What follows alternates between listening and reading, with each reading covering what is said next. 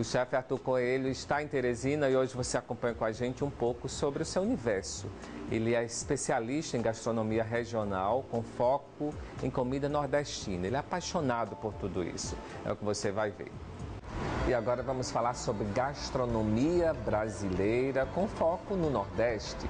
E esse cara é um especialista quando se fala hoje na culinária nordestina. E a gente vai falar um pouco com Arthur Coelho, ele que é chefe de cozinha, tem 20 anos de especialidade nessa área e vai falar um pouco pra gente desse universo. Você, Rio de Janeiro, e vai explorando o Nordeste, já conhece todo, né? Bastante. Muito obrigado pelo convite. Vai ficando, né? Vai ficando, é sempre gostoso ser recebido. Eu, inclusive, digo até que já me considero um nordestino. Sou carioca, sou nascido no Rio de Janeiro, mas já morei em vários estados do Nordeste. E uma coisa que me prendeu no Nordeste é essa riqueza gastronômica. A cultura gastronômica do Nordeste, ela tem uma quantidade tamanha de elementos que encantam os chefes estrangeiros, que encantam os chefes de fora, que encantam os chefes brasileiros. Uma coisa que mais me deixou seduzido pela gastronomia nordestina é essa hospitalidade. O nordestino, como todo bom brasileiro e todo bom comedor, ele tem uma coisa de seduzir a gente, receber a gente com as coisas mais maravilhosas que ele tem em casa. Independente se é uma iguaria, mas é sempre feito com tanto amor, com tanta boa vontade. As casas são fartas, não é? Isso, é verdade. Se você chegar na casa de um nordestino, eu inclusive quase posso falar isso de cátedra, mas se você chegar na casa de um nordestino... Começa pelo café, né? O cafezinho. Isso quer dizer, começa o café, um tareco, uma macaxeira, um bolo de puba, um bolo de milho e a coisa vai crescendo. E os sabores são espetaculares, porque eu costumo dizer que a cozinha nordestina conta a história do nordestino na sua essência. Uma grande coisa que me preocupa na gastronomia do mundo inteiro são as modificações das receitas originais. E o que me deixa muito feliz... elas sofrem algumas alterações de leituras de pratos, de influências. Por exemplo, na Bahia. Sim. O que você tem a dizer sobre a comida da Bahia? Releitura é uma coisa. O que me incomoda é quando você muda uma receita original para pior. E quando você vai mudando a receita original, vai se perdendo a história da receita, vai se perdendo a história do povo, do gestual. Então na Bahia não só tem bobó de camarão, acarajé e vatapá. Tem cozinhas espetaculares. E são pratos de influência africana, esses? Tem muitos pratos de influência africana por conta dessa miscigenação total de sincretismo religioso, das comemorações, das oferendas, que foram incorporadas no dia a dia do baiano. Né? E assim você vai aprendendo cada vez mais.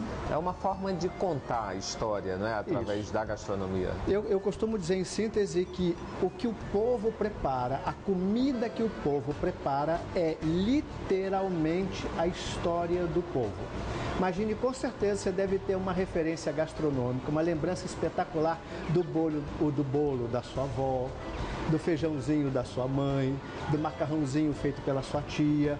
Tudo isso vem carregado de uma história familiar, neurológica, psicológica, cultural, que é o que faz a melhor coisa da gastronomia. A gastronomia, ela envolve o indivíduo pelo afeto, pelo carinho. E o nordestino tem muito isso.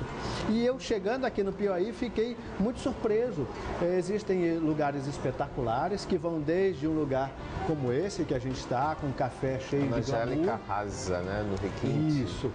Com os buffets, com os banquetes que ela faz, com as festas. E também você chega em casa e tem uma comidinha feita por aquela pessoa com todo carinho. É espetacular. Eu fico cada vez mais seduzido. Eu queria que você falasse um pouco da sua experiência na televisão, né? Sim. Você também apresentou programas de TV, como é falar de gastronomia para o público feminino que gosta de fato, né? Uma coisa que sempre foi característica minha em programas de TV e na televisão foi não fazer um programa que fosse uma mera repetição de receitas.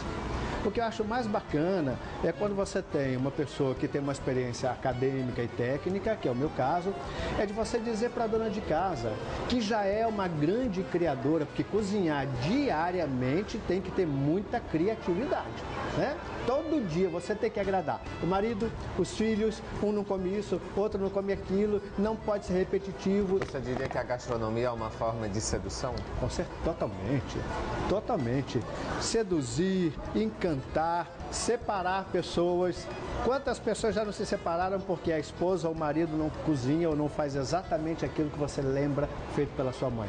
Então, num programa de televisão, o que a gente fazia, o que eu sempre gostei de fazer e faço atualmente, é abra a sua geladeira, pegue os ingredientes que estão lá e vamos transformar isso numa cozinha de chefe, desmistificando, fazendo que a comida seja muito boa. Vá ao supermercado e compre produtos sazonais com preços maravilhosos e faça um prato espetacular.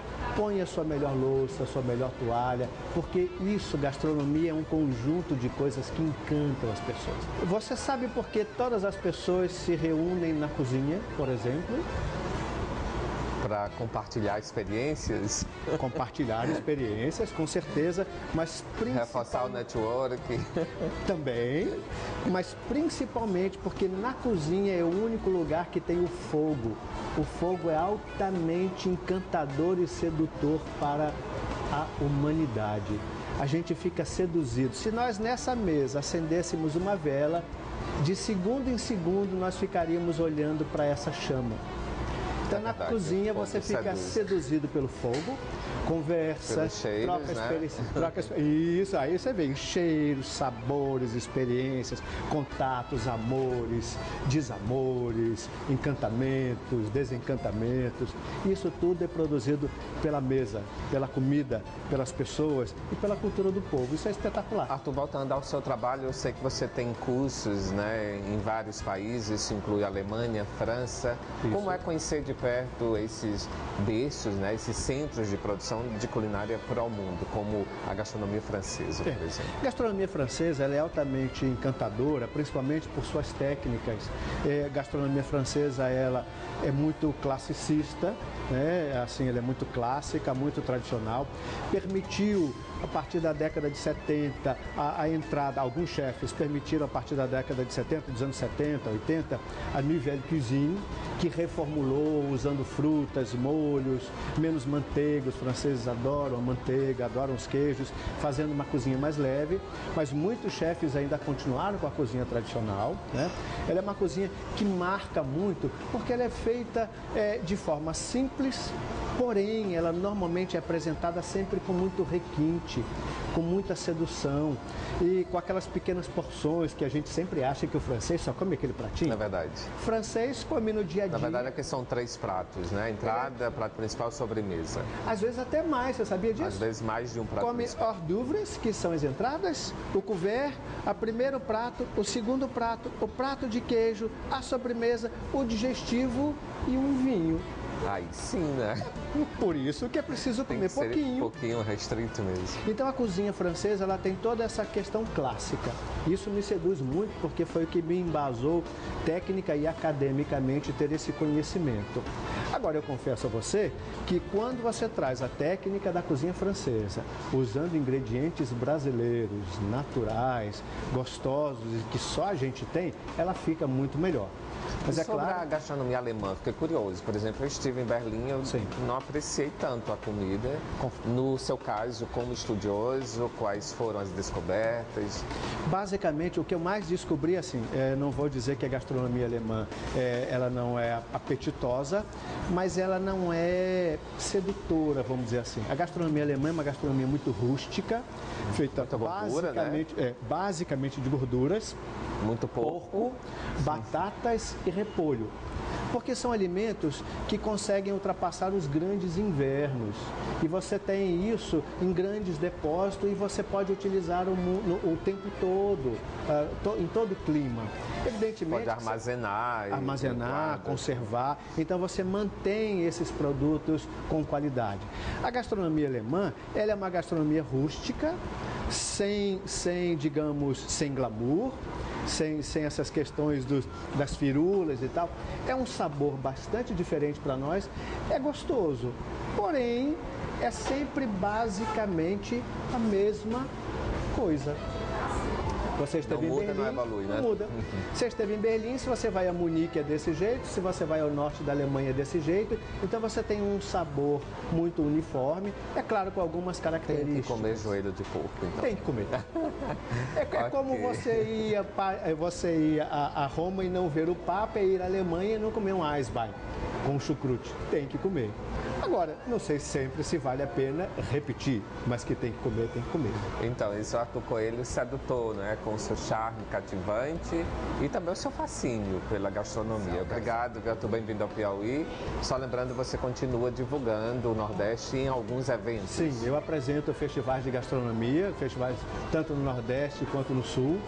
Faço festivais no Rio Grande do Sul, em Alagoas, em Salvador. E uma coisa que eu continuo sempre levando como lema para as pessoas entenderem é a cozinha nordestina, a cozinha caseira, que a gente chama de comfort food, e isso precisa ser mostrado para o Brasil inteiro. O Brasil, o Nordeste não tem só vatapá, bobó e acarajé.